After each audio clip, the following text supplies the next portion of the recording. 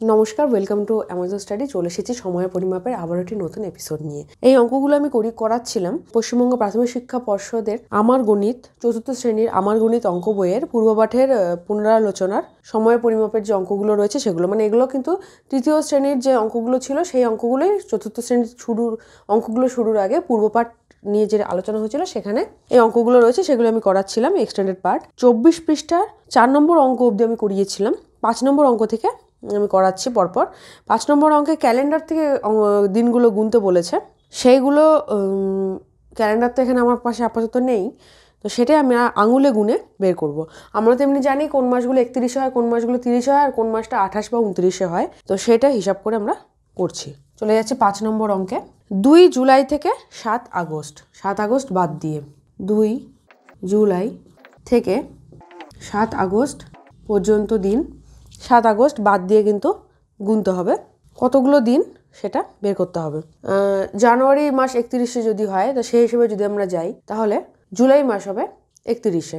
2 জুলাই থেকে 31 তারিখ অবধি আগে গুনতে হবে। 2, 3, 4, 5, 6, 7, 8, 9, 10, 11, 12, 13, 14, 15, 16, 17, 18, 19, 20, 21, 22, 23, 24, 25, 26, 27, 28, 29, 30, 31, মানে কত হলো?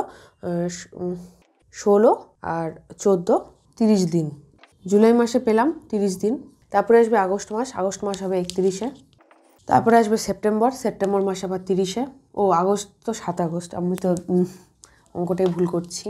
2 জুলাই থেকে 31শে জুলাই পর্যন্ত 30 দিন, আর এদিকে আগস্টের হলো 7 আগস্টটা বাদ দিয়ে 6 আগস্ট পর্যন্ত 6 দিন, তাহলে উত্তর আসলো 36 দিন। চলে যাচ্ছে পরবর্তী অঙ্কে। 13 মে থেকে 21শে জুন, 21শে জুন ধরে কতদিন সেটা হিসাব করতে হবে। 13 মে থেকে 21শে জুন, এগুলো তোমরা ক্যালেন্ডারে খুব ভালো করে দেখবে, তাহলে জিনিসটা আরও ভালো করে ক্লিয়ার হবে। 13 মে থেকে 31শে মে পর্যন্ত কতদিন আগে সেটা দেখে নিই। 13, 14, 15, 16, 17, 18, 19, 20, 21, 22, 23, 24, 25, 26, 27, 28, 29, 30, 31, 19 দিন। 19-এর সাথে কথা হবে 21শে জুন, তার মানে জুন মাসের 21 দিন। তাহলে 9 আর 1 10, 1 আর 1 2, 40 দিন। তাহলে দিনই বের করতে বলেছে, সপ্তাহ বের করতে বলেনি, তাহলে এই দিনটাকে সপ্তাহে করার দরকার নেই। পরবর্তী অঙ্ক। 8 মার্চ থেকে 2 এপ্রিল, 8 মার্চ থেকে 2 এপ্রিল, এটা কিছু বলে দেওয়া নেই, তাহলে 8 তারিখটাও ধরতে হবে, 2 তারিখটাও ধরতে হবে। 8 মার্চ, মার্চ মাস হলো 31-এ, তাহলে 8, 9, 10, 11, 12, 13, 14, 15, 16, 17, 18, 19, 20, 21, 22, 23, 24, 25, 26, 27, 28, 29, 30, 31, হলো 24 দিন। তার সাথে আছে কত? 2 এপ্রিল, তাহলে 2 দিন, মানে সমান সমান কত আসলো? 26 দিন।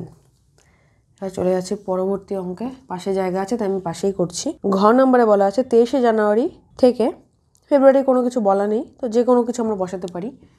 23 জানুয়ারি থেকে, 23শে জানুয়ারিটা বাদ দিয়ে হিসাবটা করতে বলেছে। 23 জানুয়ারি থেকে ধরলাম 25 ফেব্রুয়ারি, কতদিন হবে? 23শে জানুয়ারি বাদ দিয়ে ধরতে হবে, জানুয়ারি মাস 31 দিন আমরা জানি। 24, 25, 26, 27, 28, 29, 30, 31, হলো 8 দিন। আর ওদিকে আমরা ধরলাম 25 ফেব্রুয়ারি, তাই 25 দিন। 8 যোগ 25, 33 দিন। উম নম্বরে বলেছে 2012 সালের 23শে জানুয়ারি থেকে 1 মার্চ, 1 মার্চ বাদ দিয়ে হিসাব করতে বলেছে। আচ্ছা, প্রথমে দেখতে হবে 2012 সাল, সালটা হচ্ছে লিপ ইয়ার, যেহেতু 2012 4 দিয়ে ভাগ করা যায়, তাই সেটা হলো লিপ ইয়ার। যেই সালকে 4 দিয়ে ভাগ করা যাবে সেটাই লিপ ইয়ার হয়। জানুয়ারি থেকে 1 মার্চ, 1 মার্চ বাদ দিয়ে হিসাব করতে হবে। 23শে জানুয়ারি থেকে 31 তারিখ অবধি 8 দিন হবে। ফেব্রুয়ারি মাস হবে লিপ ইয়ার, তাই 29 দিন। 1 মার্চ তো বাদ দিতে বলেছে, তাই আর হিসাব করার কিছু নেই, এখান থেকে আসবে 37 দিন।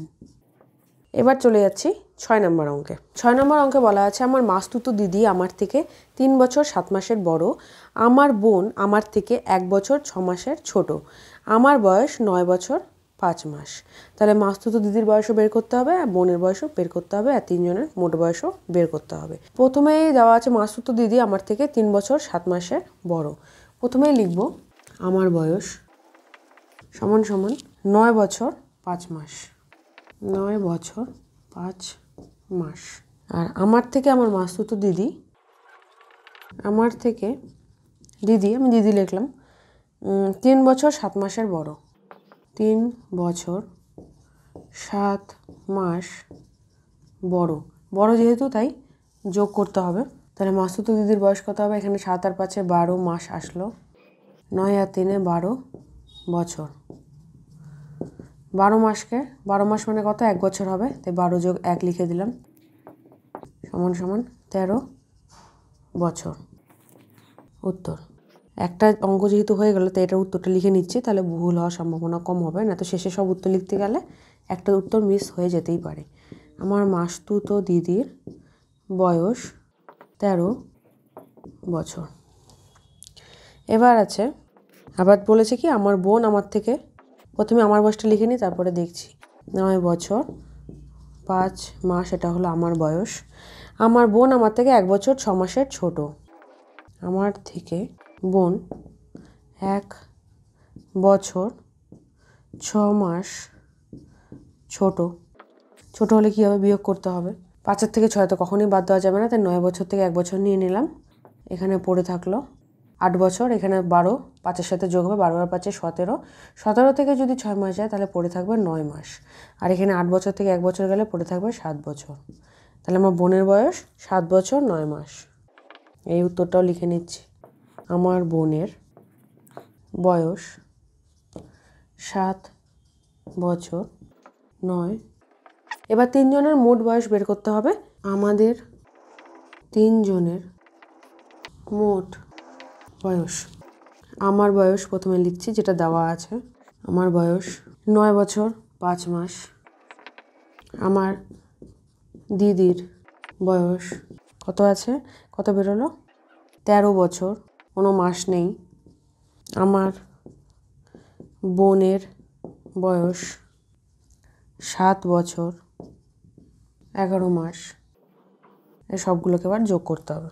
এখান থেকে আসলো 16 মাস, এখান থেকে আসলো 7 আর 3 10 আর 9 19, 1 আর 1 2, 29 বছর 16 মাস। এবার 16 মাস যেহেতু 12 মাসের থেকে বড়, তাই এখান থেকে যদি 12 মাস নিয়ে নিই, এখানে পড়ে থাকবে 4 মাস। তাহলে উত্তর আসলো 30 বছর 4 মাস। উত্তর। আমাদের 3 জনের মোট বয়স 30 বছর 4 মাস। এই হলো বছর মাসের যোগ বিয়োগের অঙ্ক। এরকমই আরও অঙ্ক নিয়ে আমি পরবর্তী এপিসোডেও হাজির থাকবো। আজকের ভিডিওটি কেমন লাগলো সেটা অবশ্যই কমেন্ট করে জানিও। এরকমই অঙ্কের জন্য অবশ্যই চ্যানেলটি লাইক এবং সাবস্ক্রাইব করো। সাথে থাকো, দেখতে থাকো অ্যামাজন স্টাডি।